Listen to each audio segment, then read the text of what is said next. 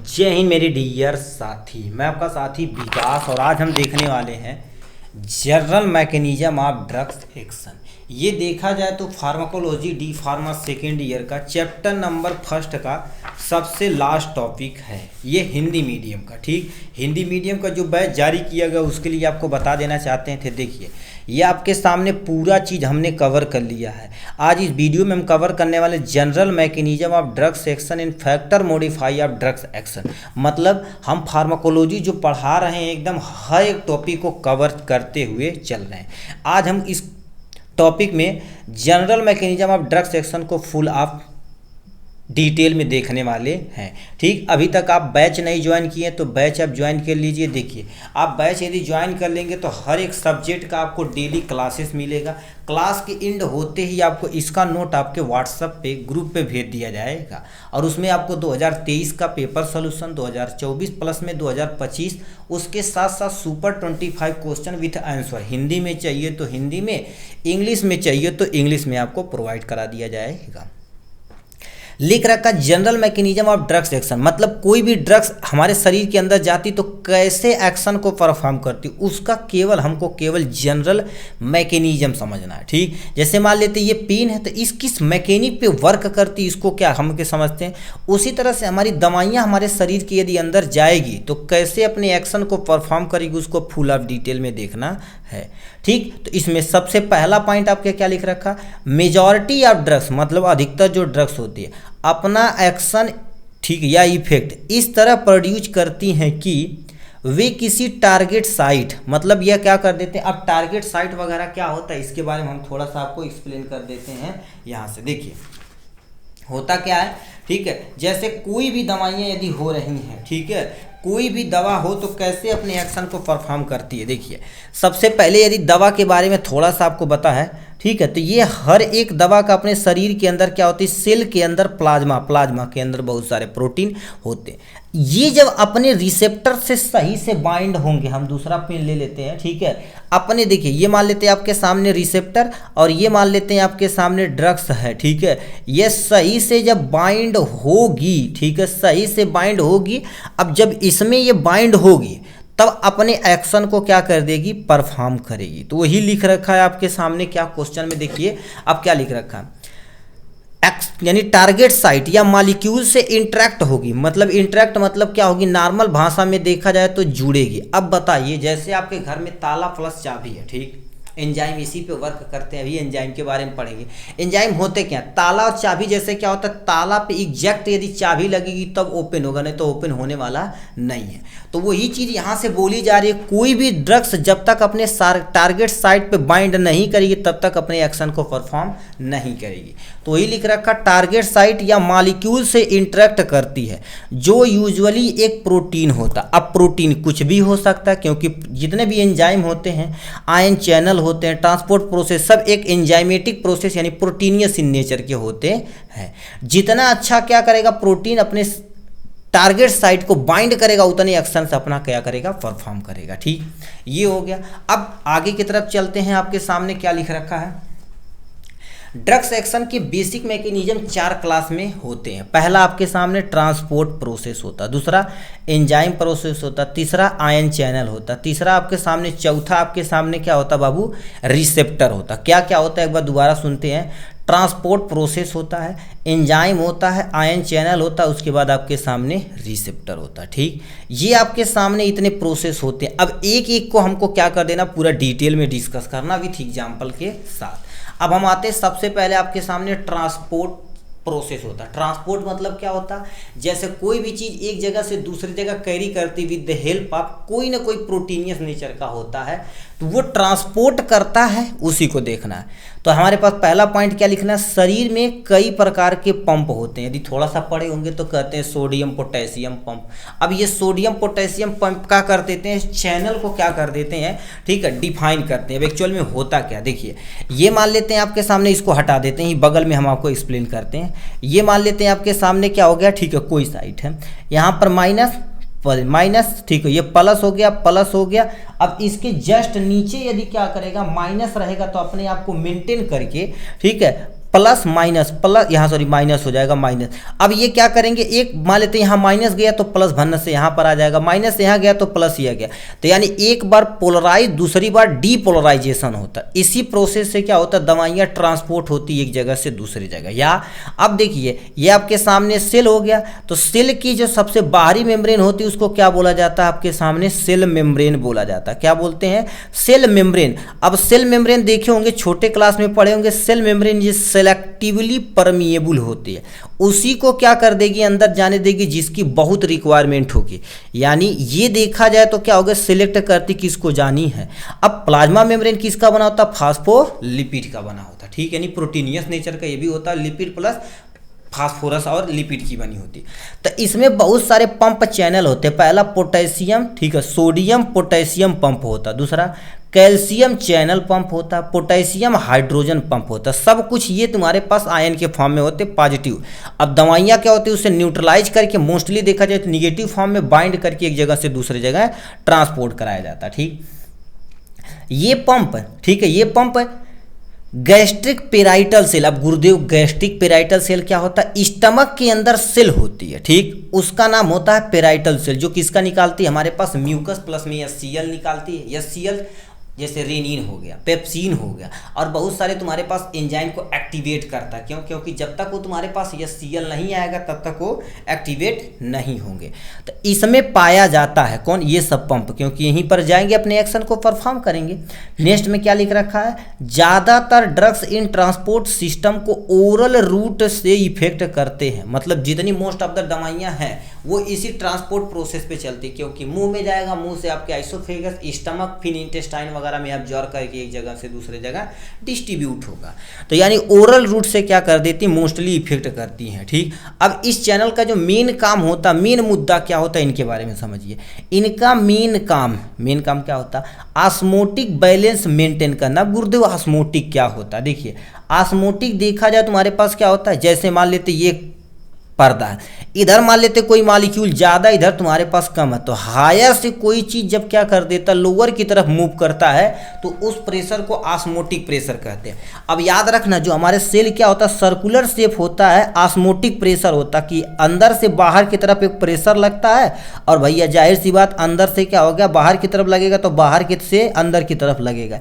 अब ये प्रेशर में थोड़ा सा डिफरेंस होगा तो ये पीछे कुचक जाएगा, बट ये पिचकता नहीं। इस प्रेशर को ही क्या बोला जाता है, हमारे पास ऑस्मोटिक प्रेशर बोला जाता है। क्या बोलते हैं, हमारे पास ऑस्मोटिक प्रेशर बोला जाता है। तो ये आपके सामने वही लिखा हुआ है, ऑस्मोटिक बैलेंस मेंटेन करना होता है। नेक्स्ट में क्या लिखा है, सेल के अंदर और बाहर के वॉल्यूम को रेगुलेट करना। मतलब सेल है तो सेल के अंदर, अभी बोले हैं तुम्हारे पास क्या हो गया, ये आपके सामने सेल है, तो इसका बताओ कुछ ना कुछ, ये क्या हो गया बाबू, वॉल्यूम हो गया। यस सर, वॉल्यूम होगा।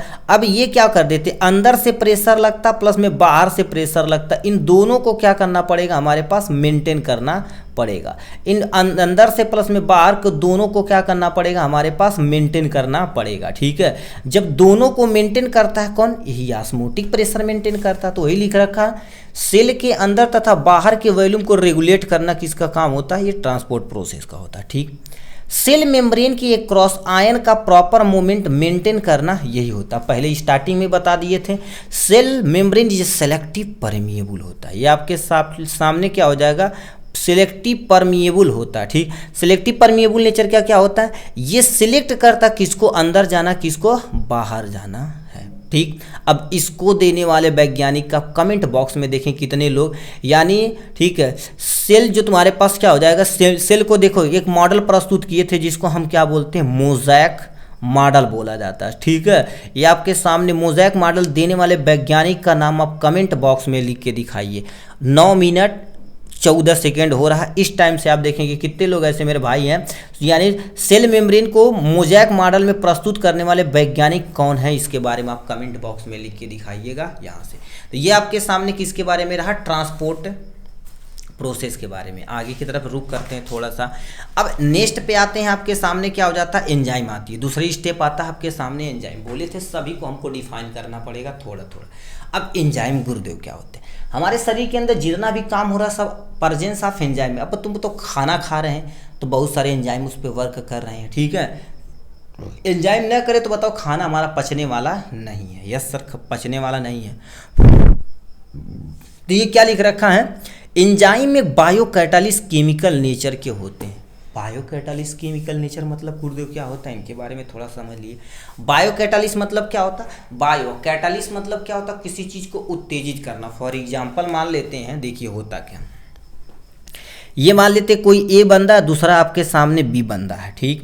ये दोनों एक दूसरे से क्या करेंगे, गरियौवन कर रहे हैं, ठीक। कोई तीसरा बंदा आया, ठीक है। अब मान लेते हैं सी आ गया, ठीक है। सी मतलब तुम्हारे पास क्या हो जाएगा, कैटालिस्ट जो एंजाइम है। ई मान लेते हैं, ई फॉर एंजाइम हो जाएगा। अब ये क्या करेगा, ये जो बंदे दूसरे को गरिया रहे हैं, इसको ये गरिया रहा है, इसको ये गरिया रहा है, कोई टेंशन नहीं। अब इन दोनों में झगड़ा होगा बट बहुत टाइम लगेगा, ठीक। ई वाला बंदा गया, ई यानी एंजाइम गया, एंजाइम इसको चढ़ा दिया प्लस में इसको चढ़ा दिया, भैया दोनों पटकी पटका धम्मिक धम्मा मुक्का मुक्का फरौगन मूड हो गया, ठीक। अब ये क्या करेगा, केवल उसको उत्तेजित कर दिया। अब मतलब जो काम 2 घंटा बाद होना चाहिए था वो क्या हो गया, 2 मिनट के अंदर करा के काम खत्म कर दिया, ठीक। अब ये हट गया, केवल उत्तेजित किया है। तो बायोकैटालिस्ट ये क्या होते हैं, हमारे शरीर के अंदर जो भी दवाइयाँ जाती हैं, ठीक है, कैटालिस्ट होते हैं। बायोकैटालिस्ट तुम्हारे पास करते क्या, जो भी दवाइयाँ होती हैं उसको थोड़ा सा उत्प्रेरित कर देते हैं और उन्हीं को उत्प्रेरित करने के बाद हट जाते हैं और एक्शन को क्या कर देते हैं, थोड़ा सा तेज कर देते हैं। तो वही आपके सामने क्या लिख रखा, एंजाइम एक बायोकैटालिस्ट केमिकल नेचर के होते हैं, ठीक। ड्रग्स एंजाइम की एक्टिविटी को बढ़ा सकते हैं, घटा सकते हैं, डिपेंड करता है किस टाइप का एंजाइम है। देखिए अभी बोलते हैं दोस्त 2 टाइप के होते हैं, आपकी मदद भी कर सकते हैं और कहते हैं यार बड़ा तेज पढ़ाते कि फेल करवा दा, 2 क्वेश्चन बनी है गलत बता दी है, ठीक है। मतलब आपको क्या कर सकते हैं, बढ़ा भी सकते हैं, घटा भी सकते हैं। तो वही सेम टू सेम लिखा है, जो ड्रग्स होते हैं यानी ड्रग्स के ऊपर एंजाइम की जो एक्टिविटी होती है वो घटा भी सकती है, बढ़ा भी सकती है, किसकी एक्टिविटी को, ड्रग्स की एक्टिविटी को, ठीक। जो एंजाइम बहुत इंपॉर्टेंट रोल प्ले करता है। नेक्स्ट में क्या लिख रखा आपके सामने, ड्रग्स एक्शन का इफेक्ट इसलिए बढ़ता है क्योंकि एंजाइम उसे एक्टिवेट या ब्लॉक भी कर सकता है। क्योंकि जितने भी एंजाइम होते हैं यदि एक्टिवेट करेगा तो बढ़िया काम करेगा, नहीं करेगा तो काम अपना नहीं होगा, ठीक। तो ये बोला गया है आपके सामने यहाँ से। एंजाइम ह्यूमन बॉडी को संतुलित बनाए रखता है। प्रेजेंट टाइम में हम बताओ क्या करें, जैसे दोस्त होता है आपको संतुलित बनाए रखता है, ठीक है। कुछ ऐसे दोस्त होते हैं अच्छे, कुछ ऐसे खराब दोस्त होते हैं जो एकदम से खतरनाक टाइप में होते हैं। तो यानी तो तुम्हारे पास क्या होते हैं, एंजाइम ह्यूमन बॉडी को संतुलित बनाए रखते हैं। कौन, एंजाइम। तो ये एंजाइम हो गया। फॉर एग्जांपल एक लेते हैं, एक दवा आती है जिसको हम क्या बोलते हैं, डिगॉक्सिन बोला जाता है। क्या हो गया, डिगॉक्सिन इनहिबिटर होता है, ठीक है। ये आपके सामने डिगॉक्सिन इनहिबिटर होता है। इसमें आपके सामने तुम्हारे पास क्या होता है, एंजाइम होता है जिसका नाम आपके सामने क्या होता है, सोडियम के पोटेशियम और एटीपेज होता है, ठीक है। ये आपके सामने क्या होते हैं, एंजाइम होते हैं, ठीक है। ये आपके सामने एंजाइम होते हैं। ये जो आपके एंजाइम है इस दवा को क्या कर देते हैं, थोड़ा सा इनहिबिशन कर देते हैं। इनहिबिशन मतलब ये क्या कर देते हैं, इनहिबिट कर देते हैं, ठीक है। इनहिबिट कर देते हैं, जिससे इनहिबिट करने के नाते अपने एक्शन को परफॉर्म नहीं कर पाता, ठीक। तो इनहिबिट मतलब क्या होता है, नीचे करना, और स्टिमुलेट मतलब थोड़ा सा बढ़ावा देना। तो इनमें आपके सामने क्या हो जाएगा बाबू, एंजाइम के बारे में हो जाएगा यहाँ से, ठीक। चलिए आगे की तरफ चलते हैं बाबू। अब आगे की तरफ चलते हैं, तुम्हारे पास क्या हो जाएगा, आयंस चैनल हो जाएंगे। अब आयंस चैनल गुरुदेव क्या होते हैं, इनके बारे में थोड़ा सा आप सुन लेते हैं यहाँ से। आयंस चैनल गुरुदेव क्या होते हैं, इनके बारे में थोड़ा सा सुनिए। देखिए हमारे शरीर के अंदर जितने भी सब आयंस के फॉर्म में सब काम हो रहे हैं, ठीक, इनको थोड़ा सा हम क्या कर देते हैं, लिख लेते हैं यहाँ से। आयंस यानी ड्रग्स आयन चैनल पर भी अपना एक्शन दिखाते हैं। मतलब जो भी ड्रग्स होते हैं, ठीक है, यानी आयन चैनल पर भी अपना एक्शन दिखाते हैं, तभी अपने एक्शन को परफॉर्म कर पाते हैं। जब सेल के अंदर एटीपी लेवल कम होता है, एटीपी क्या होता है, एडेनोसिन ट्राइफॉस्फेट, जो करेंसी ऑफ सेल मानी जाती है, क्योंकि यही रहेगा तभी सारी यानी सेल को एनर्जी मिलेगी और सही से वो अपने प्लाज्मा में उपस्थित प्रोटीन एंजाइमेटिक नेचर को मेंटेन कर पाएंगे।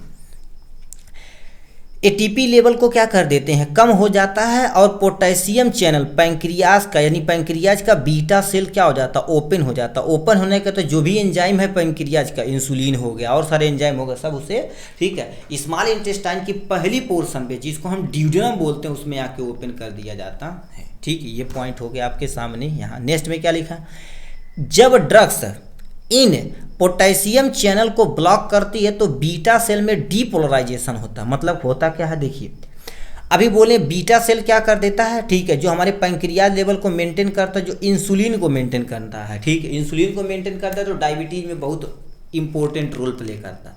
अब होता क्या है, ये सब दवाइयाँ पोटेशियम लेवल को सबसे पहले जाके ब्लॉक कर देंगे, जिसका बीटा सेल क्या होगा, डीपोलराइज। भैया डीपोलराइजेशन होगा तो सही से अपना जो भी वर्क करना रहेगा कर पाएगा, ठीक है, नहीं तो नहीं हो पाएगा, ठीक। तो ये आपके सामने हो गया यहाँ से। इसमें तुम्हारे पास क्या हो जाएगा भाई, बीटा सेल किसके लिए है भैया, पैंक्रियाज में इंसुलिन को मेंटेन करने के लिए। तो इसमें एक दवाइयाँ तुम्हारे पास होती है जो शुगर में दी जाती है, जिसको हम क्या बोलते हैं, ग्लीबेनक्लामाइड होता है, ठीक है। ये आपके सामने क्या हो गया यहाँ से कि पोटेशियम चैनल को क्या कर देते हैं, यानी पोटेशियम चैनल यहाँ पर बोला, पोटेशियम ये चैनल आपके सामने रखा गया है, ठीक है। पोटेशियम चैनल को पहुँचते ही क्या कर देते हैं, आपके सामने ब्लॉक कर देते हैं, पोटेशियम चैनल को तुरंत ब्लॉक कर देंगे, अपना काम हो जाएगा। तो ये आयन चैनल का थोड़ा सा, ठीक है, इंट्रोडक्शन था। अब लास्ट एंड फाइनल आपके सामने क्या आ जाते हैं बाबू, रिसेप्टर आ जाते हैं, जो बहुत ज़रूरी है। क्यों, क्योंकि भैया आप बताओ, ताला एग्जैक्ट चाबी नहीं लगेगी तब खुलने वाला नहीं है। तो इसी तरह से हमारे पास क्या होती है, रिसेप्टर। बायोकेमिस्ट्री में रिसेप्टर शब्द का मतलब प्रोटीन मॉलिक्यूल को डिस्क्राइब करने के लिए किया जाता है। मतलब यदि नॉर्मल रिसेप्टर की बात की जाए, ठीक है, तो रिसेप्टर मतलब जस्ट लाइक ए ताला एंड चाबी। अब बताइए, सही से आप कुर्सी को मिलेगी तो अपने बैठ के बाकायदे से वर्क लंबे समय तक कर पाएंगे। उसी तरह से क्या होगा, प्रोटीन मॉलिक्यूल को डिस्क्राइब करने के लिए हम रिसेप्टर वर्ड का प्रयोग करते हैं। अभी बोले हैं सेल मेम्ब्रेन फास्फोलिपिड बाइलेयर की बनी होती है। सेल मेम्ब्रेन किसकी बनी होती है, फास्फोलेयर यानी फास्फोलिपिड बाइलेयर की बनी होती है। अब इसी पे जब सही से ड्रग्स बाइंड होगा, हो का रहा, देखिए आपको हम यहाँ पर बताते हैं। ये मान लेते हैं आपके सामने ड्रग्स हो गया, मान लेते हैं इसके ऊपर ऐसे रिसेप्टर है, ठीक है, ये आपके सामने ऐसे रिसेप्टर है, ठीक है, ये मान लेते हैं आपके सामने ऐसे रिसेप्टर, इस पे आके सही से बाइंड होगा ड्रग्स, सही से बाइंड होगा, सही से बाइंड होगा, सही से बाइंड होगा तभी अपने एक्शन को परफॉर्म कर पाएगा, नहीं तो नहीं। अब फास्फोलिपिड होती है तो उसमें क्या होती है, फास्फोलिपिड प्लस में प्रोटीन बाइलेयर की बनी होती है जो अपने एक्शन को परफॉर्म करती है। मेजॉरिटी इफेक्ट ड्रग्स अपना इफेक्ट दिखाती रिसेप्टर से जुड़ करके। देखिए अभी क्या बोले हैं, ये जब जुड़ेगा तब अपने एक्शन को क्या कर देगा, आगे की तरफ क्रोसिस करेगा। यदि अच्छे से जुड़ेगा तो इसके एक्शन को क्या कर देगा, भन्न से फास्ट कर देगा, ठीक है। भैया कहीं एंजाइम यहाँ जुड़ गया तो और फास्ट कर देगा, जिससे अपना काम जो 2-4-10 मिनट में होना था तेजी से हो जाएगा, ठीक। तो सब कुछ क्या हो गया, इस रिसेप्टर पे डिपेंड करता है कि कैसे जुड़ रहा है, जो रिसेप्टर दवाइयों के लिए बहुत जरूरी होता है, ठीक। तो ये आपके सामने रिसेप्टर हो जाएगा यहाँ से। नेक्स्ट में तुम्हारे पास क्या आ जाते हैं, यहाँ पर मॉडिफाई फैक्टर ड्रग्स एक्शन, मतलब ऐसे कौन कौन से ड्रग्स हैं जिसको क्या कर देते हैं, इफेक्ट कर सकते हैं। पहला रूट ऑफ ड्रग्स एडमिनिस्ट्रेशन, कोई भी दवाइयाँ यदि जितना कि रूट, जो रूट ऑफ ड्रग्स एडमिनिस्ट्रेशन हमारे दवाइयों के लिए बहुत जरूरी है। क्यों, क्योंकि जो आईवी ड्रग्स होती हैं, आईवी मतलब सीधे कहाँ पर लगा दी गई, देखो वेंस में लगा गई, सीधे कहाँ पर लगा दी गई हैं, वेंस में लगा दी। भैया वेंस में लगाई गई, वाह, तो बड़ा एक्शन तेजी से काम करी, जो 100% बायोबिलिटी मानी जाती है। तो आईवी ड्रग्स हमारे शरीर में फास्ट एक्शन देता है। पहला स्टेट ऑफ डिजीज, यानी बीमारी की कंडीशन ड्रग्स एक्शन को घटा तथा बढ़ा सकती है, वो डिपेंड करता है हमारे डोज पे, जो फिजिशियन तथा डॉक्टर क्या कर देते, प्रिस्क्राइब करते। देखिए हाई इन्फेक्शन रहता है तो हाई क्वालिटी की क्या कर देते, एंटीबायोटिक दे के उसको हम मेंटेन करते हैं। अब बताइए इन्फेक्शन तगड़ा रहे तो नॉर्मल हम चलाएंगे तो क्या करेगा, रिकवर ही नहीं करेगा, क्योंकि बैक्टीरिया का जो ग्रोथ है बहुत तेज़ी से होता है, ठीक है। जब इन्फेक्शन होगा बहुत भयानक टाइप में हो जाता है, ठीक। तो यह हो गया आपके सामने, यहाँ से बोला गया, यानी बीमारी की कंडीशन ड्रग्स एक्शन को घटा तथा बढ़ा सकती है। इन्फेक्शन तगड़ा रहेगा तो दवाइयों को चाँप देगा, काम नहीं हो पाएगा। अब उसी के अगर हाई डोज दे दिए जाए तो भन्न से नहीं चाँप देगा, काम हो जाएगा। बॉडी वेट पे आ जाते हैं थोड़ा सा, ठीक है। बॉडी वेट यानी पेशेंट की बॉडी वेट के अनुसार ड्रग्स एडजस्ट करता। देखिए यदि कोई मान लेते हैं तुम्हारे पास व्यक्ति मोटा है, यानी उसमें क्या होगा, फैट है, ठीक है, फैट है तो उसमें एक टिश्यू होता है जिसको हम क्या बोलते हैं, एडिपोज टिश्यू। एडिपोज टिश्यू क्या होता है, यदि ज़्यादा अमाउंट में रहेगा तो ड्रग्स के एक्शन को क्या कर देगा, एब्जॉर्ब कर लेगा। एब्जॉर्ब कर देगा तो उसको क्या कर देगा, उसके एक्शन को थोड़ा सा स्लो करेगा, यानी जो एक्शन हो जाएगा थोड़ा सा स्लो, क्योंकि एडिपोज टिश्यू ड्रग्स को एब्जॉर्ब करके उसके एक्शन को थोड़ा सा स्लो करते हैं। इसलिए देखेंगे वेट के हिसाब से, उम्र के हिसाब से नहीं, अकॉर्डिंग टू वेट जितनी भी दवाइयाँ पढ़ाई जाती है ना, ठीक है, आपको उसमें सब देखेंगे वेट के अनुसार दवाइयाँ क्या कर दी जाती है, दी जाती है, ठीक, तो ये आपके सामने हो गया यहाँ से। दूसरा से एज पे, अब देखिए एज, ओल्ड एज हो गया, ठीक है, ओल्ड एज हो गया, ओल्ड एज हो गया तो हमारे पास ड्रग्स एक्शन क्या कर देती, थोड़ा सा उनकी मेटाबॉलिज्म स्लो हो जाती है तो ड्रग्स एक्शन भी स्लो हो जाता है। तो ओल्ड एज में क्या होगा, ड्रग्स का एक्शन थोड़ा सा स्लो हो जाता है। दूसरा आ जाते हैं डाइट और इन्वायरमेंट। अब डाइट और इन्वायरमेंट बहुत जरूरी है। देखिए दवाइयाँ देते हैं, अभी पुराने आदमी आएंगे आपके यहाँ दवा लेने तो तुरंत कहेंगे सर ये दवा दे दीजिए, डॉक्टर से तुरंत पूछे डॉक्टर साहब परहेज का बा, वो जान रहे हैं कि डाइट बहुत ज़रूरी होती है, ठीक है। जैसे आप पढ़े होंगे फूड और ड्रग्स इंटरेक्शन होता है, फूड और ड्रग्स इंटरेक्शन मतलब कुछ दवाइयाँ होती हैं ड्रग्स के प्रति क्या कर देती है, बाइंड करके जो अपने एक्शन को थोड़ा सा खराब कर देती हैं। तो ये तुम्हारे पास क्या कर सकती है, चाहे हार्मफुल इफेक्ट चाहे उसको टॉक्सिक नेचर का प्रोड्यूस कर सकती, तो दिक्कत हो सकता है। इन्वायरमेंट, अभी देखिए इन्वायरमेंट बड़ी ज़रूरी है। जैसे आप यहाँ कोई बीमार पड़ता होगा विदेश विदेश में या कहीं दिल्ली बम्बई रहता होगा तो कहते हैं अब गाँव का हवा पानी लगी फिटिया जाए। इन्वायरमेंट चेंज हो रहा है तो आपकी इम्यूनिटी बूस्ट कर रही है, वो डिजीज को सप्रेस कर रही है, एक्शन काम कर रहा है। वही दवाइयाँ कहते हैं अरे बड़ा 25-30 हज़ार का दवाई करा ढली, लाख रुपये की दवाई करा ढली, सुने होंगे कहते हैं बुखार उखार रहा उनके टाइफाइड हो गया, ठीक है ना होता है गंगा पहले हाउ दे लाल दुइये हफ्ता दवाई चल फिटी आ गई ना, मस्त हो गई ना एकदम से। तो वो इन्वायरमेंट पे इफेक्ट कर रहा है जो उसके ड्रग्स एक्शन को थोड़ा सा तेज कर दे रहा। भैया बहुत शानदार है, ठीक है। यदि आप देखेंगे तुम्हारे पास कहीं आप रूम वगैरह लेकर रहते हैं, थोड़ा सा आपको खराब फीलिंग होती है, बुखार उखार हो जाता है, ठीक है यार, आप गांव के तरफ चले जाइए, थोड़ा सा फिट आ जाएंगे, तुरंत थोड़ी सी दवा लेंगे अपना काम हो जाएगा। तो ये आपके सामने क्या था, टोटल जितना कहा हुआ था, ठीक है, उतना हम आपको क्या कर दिए हैं, ठीक है, पूरी तरह से पढ़ा दिए, ठीक है। अब बैच ज्वाइन कर देंगे तो आपको डेली लेक्चर वगैरह सारा मिलेगा, ठीक। तो चलिए आज के लिए बस इतना ही, फिर मिलेंगे नेक्स्ट वीडियो में नेक्स्ट टॉपिक के साथ। तब तक के लिए bye bye and take care.